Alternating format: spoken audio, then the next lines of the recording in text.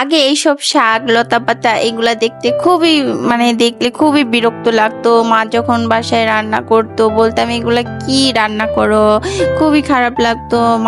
মা এগুলা খেতে বললে মার সাথে রাগারাগি করতাম, বাট এখন বুঝি যে না, এটা খেতে হবে, এটা খাওয়া ভালো।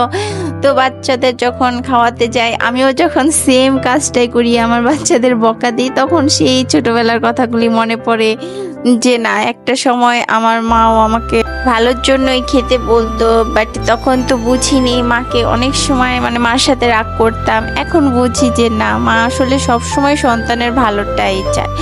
তো এই তো আজ রান্না করব হচ্ছে মরলা মাছ দিয়ে আর কচু আর একটা চিচিঙ্গা দিয়েছি, সেটাতে হচ্ছে থানকুনি পাতা দিয়ে একটি খুবই পাতলা ঝোল।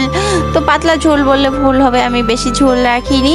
তো খুবই হালকা মশলা, এটা আমি খুবই অল্প তেলে রান্না করব। এটা তোমার শরীরের জন্য খুবই উপকার, আর যেই গরম পড়েছে এই সময় তো এটা আরো দরকার সবার জন্য।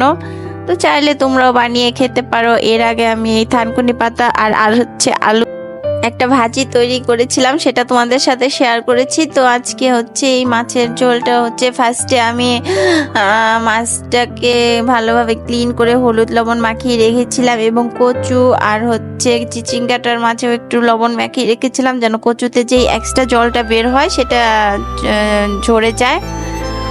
দেন আমি কালো জিরাটা ফোড়ন দিয়েছি, কারণ কালো জিরা সুন্দর একটা স্মেল আছে। আমি সব ধরনের শাক পাতা বা ছোট মাছে কালো জিরাটাই পছন্দ করি, সেটাই হচ্ছে ফোড়ন দিই।